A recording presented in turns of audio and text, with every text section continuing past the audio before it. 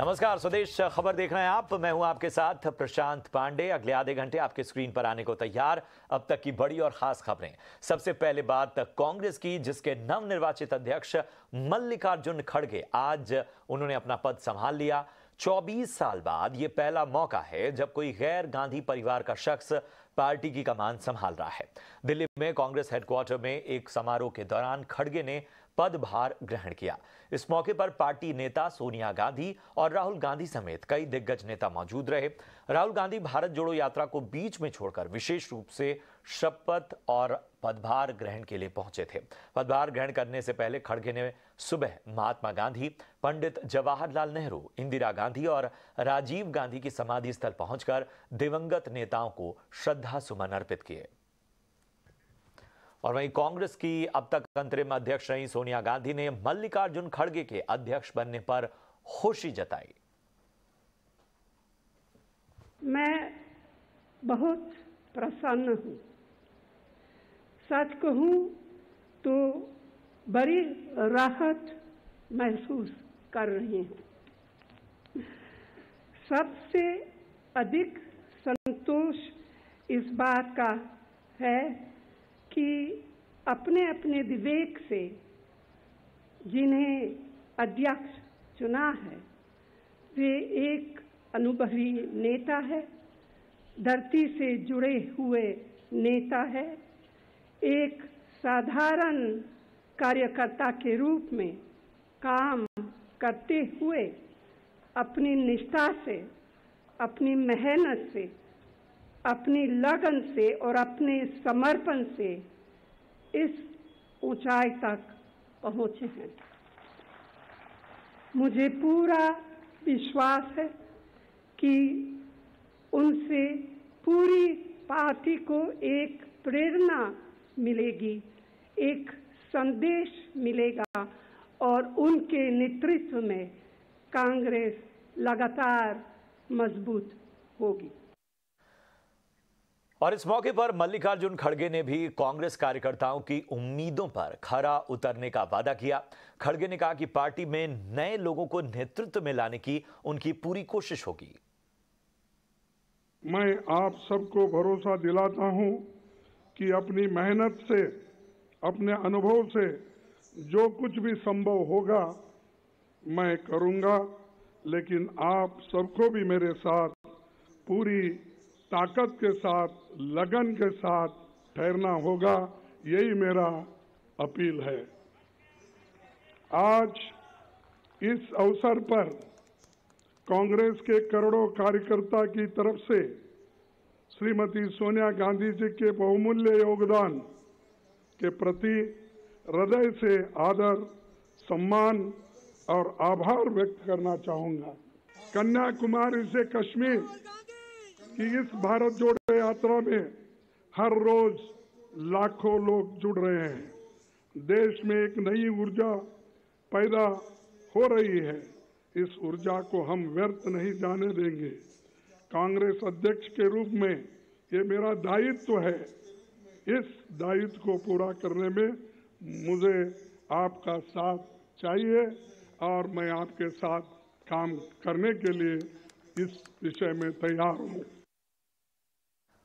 और चलिए, हमारी सहयोगी सामिया कपूर ने आखिर कांग्रेस के लिए कितना ऐतिहासिक पल है और क्या चुनौतियां होंगी खड़गे के सामने, इस पर विस्तार से एक रिपोर्ट दी है।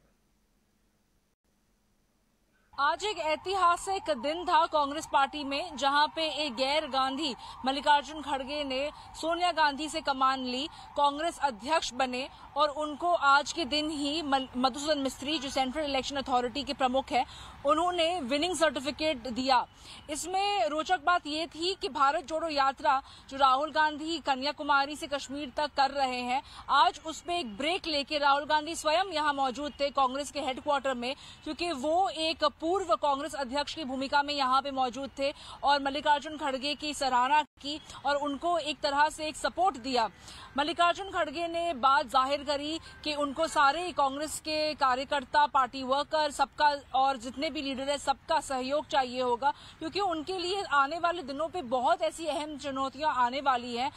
हाल ही में वहां पे कर्नाटका में इलेक्शंस होने वाला है, जो उनका होम स्टेट है वो कर्नाटका से आते हैं, वहां पे इलेक्शन होगा और हिमाचल में इलेक्शंस है, गुजरात में इलेक्शन है। सबसे पहला मल्लिकार्जुन खड़गे के लिए एक यही सरदर्दी रहेगी कि कांग्रेस की जो परफॉर्मेंस रहेगी वहां पे, जो कांग्रेस आने वाले दिनों में वहां पे असेंबली इलेक्शंस में कैसा चुनाव में परिणाम आते हैं कांग्रेस पार्टी के, वो मल्लिकार्जुन खड़गे की लीडरशिप के ऊपर में एक तरह का रेफरेंडम होगा। बट कांग्रेस पार्टी के लिए ये भी एक बहुत अहम चुनौती रहेगी मल्लिकार्जुन खड़गे के लिए कि जो अंदरूनी गुटबाजी है, जहां पे राजस्थान में देखा जाता है अशोक गहलोत के मुकाबले सचिन पायलट खड़े हैं, छत्तीसगढ़ में टीएस सिंहदेव के मुकाबले भूपेश बघेल खड़े हैं या सिद्धारमैया, डीके शिवा कुमार खुद खड़े हैं। इन सब को अपनी अपनी जगह पे एक तरह से साथ लेके आना, उनको अपने हक की बात करने देना, उनको एक लीडरशिप के रोल पे आजमाना, ये सब मल्लिकार्जुन खड़गे के लिए एक बहुत बड़ी चुनौती रहेगी। पर एक बड़ा मुद्दा सामने ये भी आता है कि परिवारवाद के ऊपर जो कटाक्ष की जाती थी कांग्रेस पार्टी के ऊपर में, वो कहीं ना कहीं आज खत्म हो जाएगी, क्योंकि मल्लिकार्जुन खड़गे 50 साल पब्लिक लाइफ में रहे हैं, बहुत दिनों से पार्टी के कार्यकर्ता रहे हैं। और कांग्रेस के नवनिर्वाचित अध्यक्ष खड़गे के सामने क्या चुनौतियां हैं और किस तरह से अंदरूनी खींचतान और इसके साथ ही चुनावी जो रणनीति है उस पर बहुत ज्यादा कुछ काम करने की जरूरत है। इस बारे में अब से थोड़ी देर पहले हमने बात की वरिष्ठ पत्रकार सतीश केसिंग से। चुनौतियां तो उनको सबसे पहले अध्यक्ष को ये करना पड़ेगा, खड़गे साहब को, कि जो चापलूस जो कांग्रेस में जो दरबारी पॉलिटिशियंस हैं, जो कुर्सी कुर्सी का खेल रोटेशन में करते रहते हैं और दिल्ली में बैठ के करते हैं, क्षेत्र में नहीं जाते हैं, और उस तरह से क्षेत्र से उनका कनेक्शन टूट चुका है। इसलिए संवाद की आवश्यकता पड़ी तो भारत जोड़ो यात्रा जो है जनता से कनेक्ट करने के लिए राहुल गांधी ने शुरू किया। तो ये जो संगठन में जनता, जो मतदाता है, जो लोग हैं और नेता है, उसके बीच की खाई को पाटना। दूसरा कि जो दरबार कल्चर है कि यहाँ पर कानाफूसी से पॉलिटिक्स करते हैं, उसको खत्म करना, ये बहुत महत्वपूर्ण चीज है। एक तो ये बात रही। दूसरी बात ये रही कि वो उनके लिए चुनौती ये होगा कि जो वरिष्ठ कांग्रेसी हैं, जो पहले से कुर्सियों पे आसीन है और वो हिलते नहीं हैं, उनको वो कैसे हिलाएंगे, जो कि एक दरबार कल्चर के प्रोडक्ट।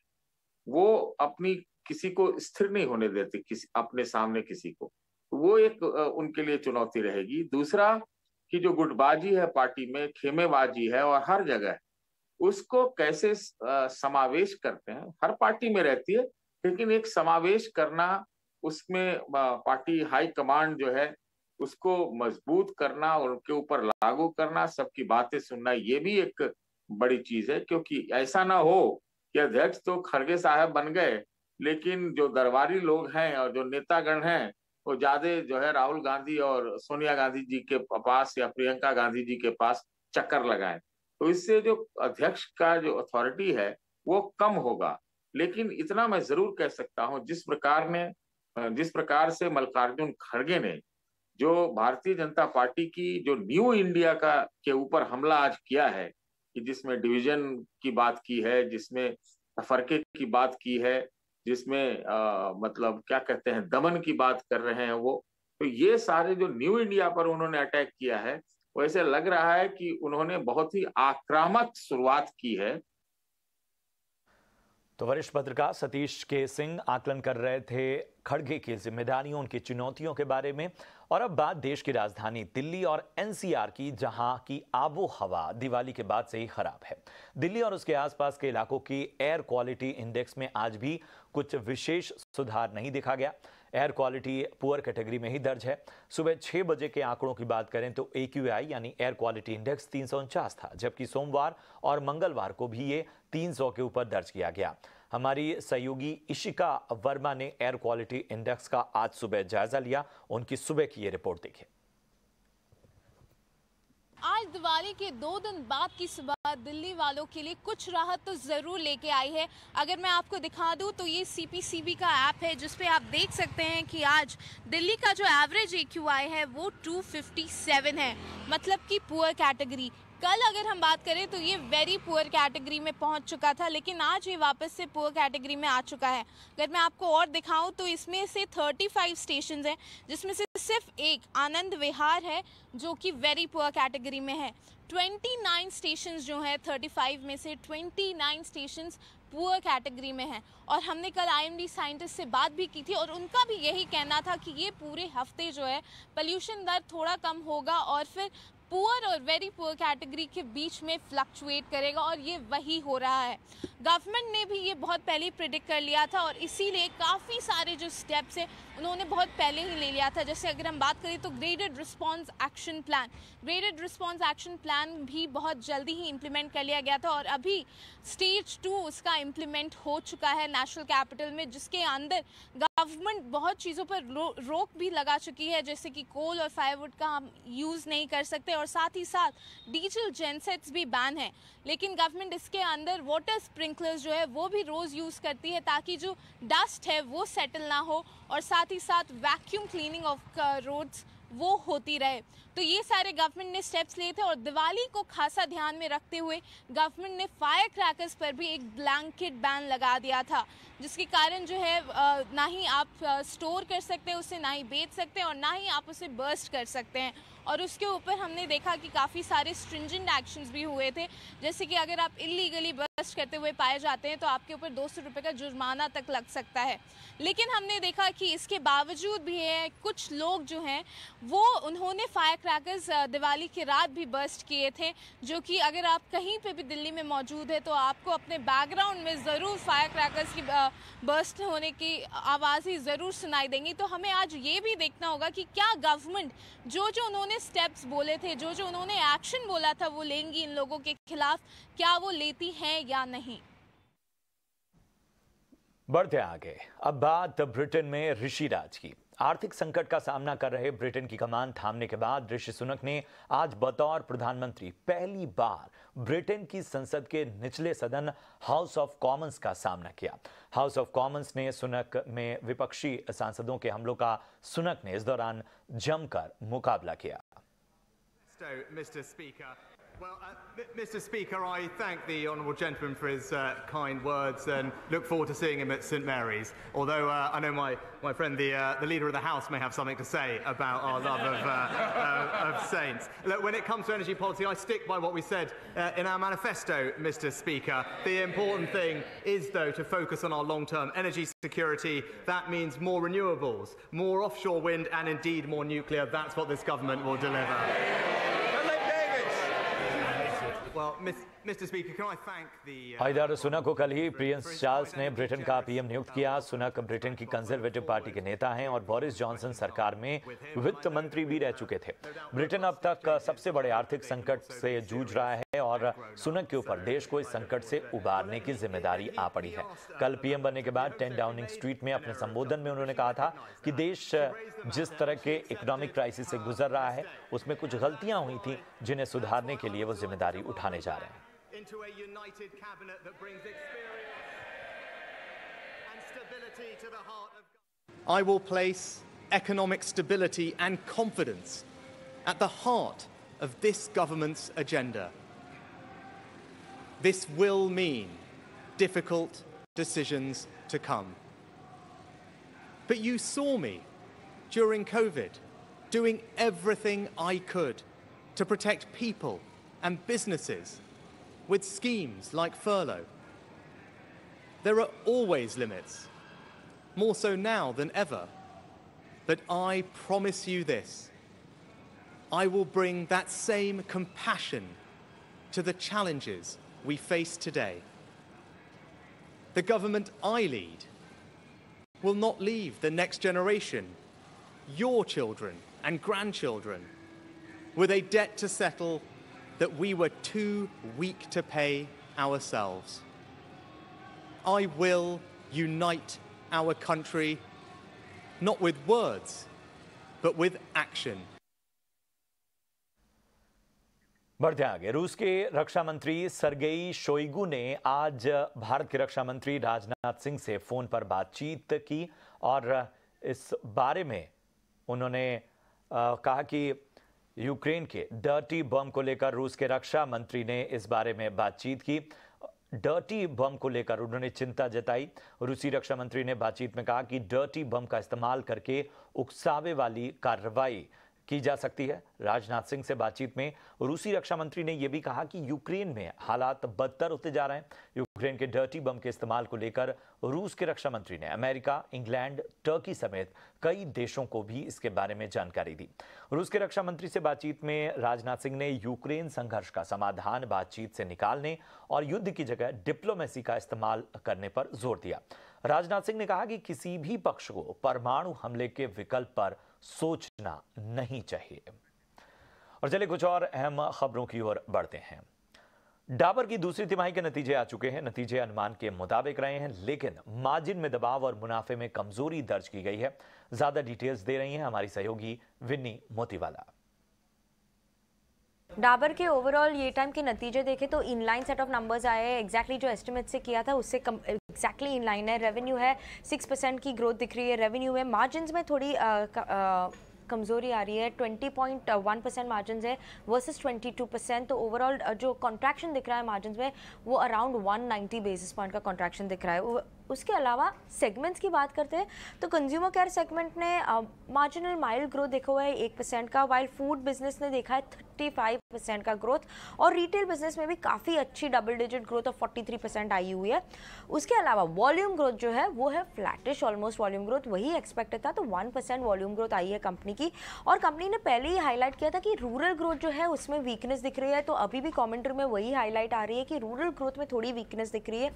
और ओवरऑल उनकी जो इबिटा मार्जिन की कंप्रेशन है बिकॉज उनकी सेल्स मिक्स जो है वो थोड़ी एडवर्स हो चुकी है। बट कंपनी ने गेन की मार्केट शेयर 95% अपनी प्रोडक्ट पोर्टफोलियो में। उसके अलावा कंपनी ये भी बता रही है कि उन्होंने काफ़ी अच्छी ग्रीन शूट्स देखी हुई है फेस्टिव सीजन की वजह से। All in all inline set of numbers आ रहे हैं इस टाइम डाबर से। अब बात करते हैं एक और जो अनाउंसमेंट आई है वो है डाबर ने अनाउंस की है कि वो अक्वायर कर रहा है मेजॉरिटी स्टेक बादशाह मसाला में।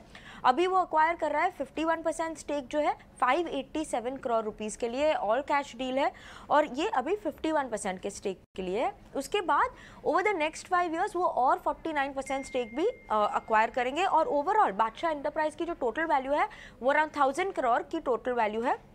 और ये जो बादशाह की एक्विजिशन है वो डाबर की जो फूड स्ट्रैटेजी है उसके इनलाइन ही है, उसके बराबर ही है। और वो उनकी प्लान में स्ट्रैटेजी में ही था कि उनको अपना फूड बिजनेस ग्रो करना है।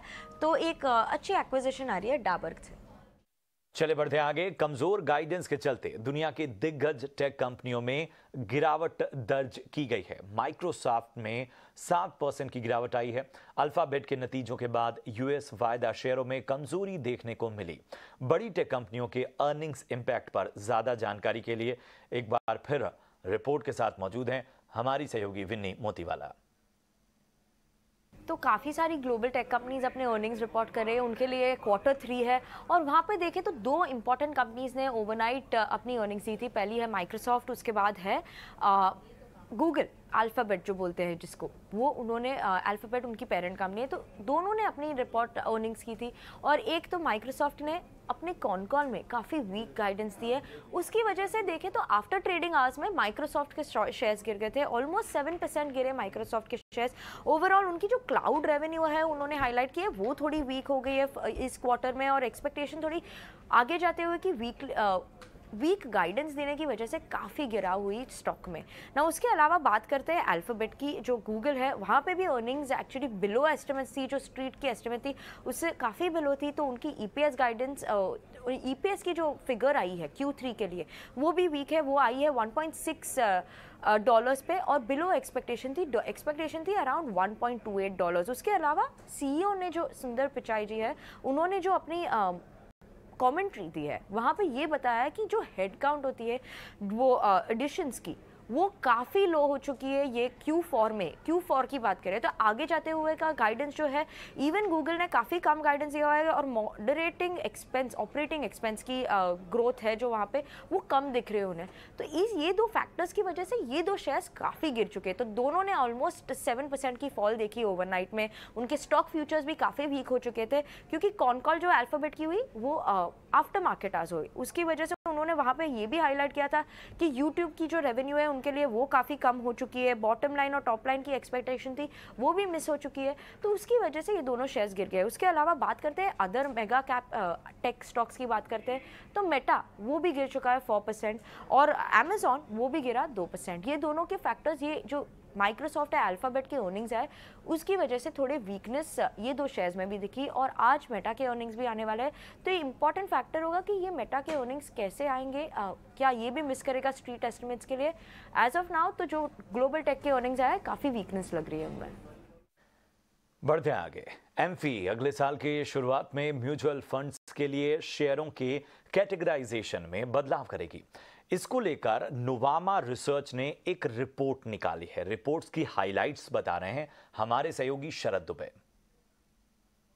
जी हाँ, फोकस में रहने वाला है एमफी की सेमी एनुअल कैटेगराइजेशन और एक इम्पॉर्टेंट नोट आई है नुवामा रिसर्च से जहाँ पे वो पोटेंशियल चेंजेस की बात कर रहे हैं आपके लार्ज कैप्स, मिड कैप्स और स्मॉल कैप्स को लेके। हालांकि ये जो लिस्ट है फर्स्ट वीक ऑफ जनवरी 2023 को आने वाली है एमफी द्वारा और ये एप्लीकेबल रहेगी फरवरी से लेके जुलाई तक। लेकिन कौन से अहम स्टॉक्स हैं जो मिड कैप से मूव करके लार्ज कैप्स हो सकते हैं, तो पोटेंशियल नेम्स में वरुण बेवरेजेस है, एबीबी इंडिया है, टाटा एलेक्सी है और पेज इंडस्ट्रीज़ है।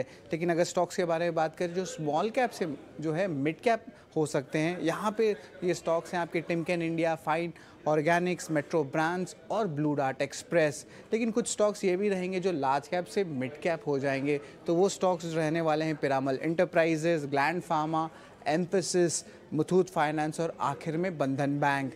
और कुछ स्टॉक्स ये भी रहने वाले हैं जो मिड कैप से स्मॉल कैप हो सकते हैं कैटेगरी वाइज, और यहाँ पे वो स्टॉक्स रहने वाले हैं Tanla platforms, Chambal fertilisers, Nalco, India energy exchange और आखिर में न्यू इंडिया एश्योरेंस। कुछ नए स्टॉक्स भी आए हैं जो हाल ही में लिस्टेड हुए हैं जो स्मॉल कैप कैटेगराइजेशन में आएंगे। वो इंक्लूड करते हैं Dreamfolks services, electronic marts, Harsha engineers, Tracxn और आखिर में तमिलनाडु मर्केंटाइल बैंक। बढ़ते आगे। आईडीबीआई बैंक अगले 1 से 2 महीने में म्यूचुअल फंड बिजनेस से बाहर निकल सकता है। पूरी खबर की ज्यादा जानकारी दे रहे हैं मेरे सहयोगी अंकुर मिश्रा। जी, आईडीबीआई बैंक म्यूचुअल फंड कारोबार से पूरी तरह निकल सकता है। हमें जो जानकारी मिली है उसके मुताबिक ये जो म्यूचुअल फंड कारोबार है वो एलआईसी को सौंपा जाएगा और ये रेगुलेटरी रिक्वायरमेंट की वजह से किया जा रहा है क्योंकि IDBI bank mutual fund business में नहीं रह सकता। अगर हम पूरे कारोबार की बात करें तो ये करीब 4,000 करोड़ रुपए तक का है और ये जो ट्रांसफर हमें बताया जा रहा है वो मार्च 2023, यानी कि ये सारा जो ट्रांसफर होना है वो इसी साल होना है। आपको याद होगा आईडीबीआई बैंक ने हाल ही में एजिस फेडरल इंश्योरेंस में अपना हिस्सेदारी बेचा था, वो करीब 380 करोड़ रुपए का था और अब ये 4,000 करोड़ रुपए तक का जो म्यूचुअल फंड कारोबार है पूरी तरीके से एलआईसी को ट्रांसफर हो सकता है। ये जो पूरी प्रक्रिया है वो जो डाइवेस्टमेंट प्रोसेस के पूरे होने से पहले ही कंप्लीट कर दी जाएगी और जो भी रेगुलेटरी रिक्वायरमेंट है उसके हिसाब से ये कदम उठाए जा रहे हैं। कर्नाटक ने हाल के दिनों में जबरदस्त ग्रोथ और तरक्की की इबारत लिखी, खासकर gender diversity, financial inclusion, education, skills, technology और मैन्युफैक्चरिंग में तो राज्य की उपलब्धियां काबिले तारीफ रही हैं। कर्नाटक अब इंडस्ट्री के सामने नए रास्ते खोलने के मकसद से ग्लोबल इन्वेस्टर्स मीट 2022 की तैयारियों में जुटा है। इस मीट की थीम इनोवेशन, सस्टेनेबिलिटी, इक्विटी और रिजिलियंस के जरिए बिल्ड फॉर द वर्ल्ड रखा गया है। 3 दिन तक के इस ग्लोबल इवेंट से एरोस्पेस, डिफेंस इंडस्ट्री, एमएसएमईज और खासकर स्टार्टअप्स के सामने नए अवसरों के दरवाजे खुलेंगे। भारत की बायोटेक कैपिटल के तौर पर पहचान बना चुके कर्नाटक ने फार्मा, बायोटेक और मेडिकल डिवाइसेस के मामले में बड़ी उपलब्धियां हासिल की हैं। राज्य के कुल क्षेत्रफल के 65% हिस्से पर खेती की जाती है। कर्नाटक में इंडस्ट्री को सपोर्ट करने के लिए मजबूत इंफ्रास्ट्रक्चर और स्किल्ड वर्कफोर्स भी है। कर्नाटक क्लीन एनर्जी और क्लाइमेट चेंज इफेक्ट को कम करने की दिशा में काम कर रहा है। राज्य का फोकस ग्रीन एनर्जी ट्रांजिशन पर है, जिससे एक नया एनर्जी इकोसिस्टम तैयार किया जा सके। अगर आप भी 2 से 4 नवंबर तक चलने वाली इस ग्लोबल इन्वेस्टर्स मीट में हिस्सा लेना चाहते हैं तो आप www.investkarnataka.co.in पर जाकर रजिस्टर कर सकते हैं।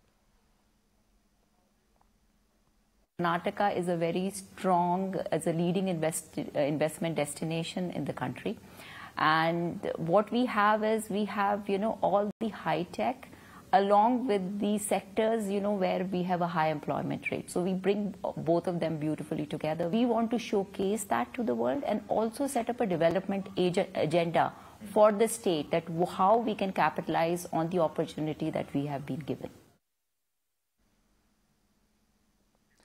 और इसी के साथ इस बुलेटिन में इतना ही। दीजिए इजाजत। आप देखते रहिए ET नाउ स्वदेश। नमस्कार।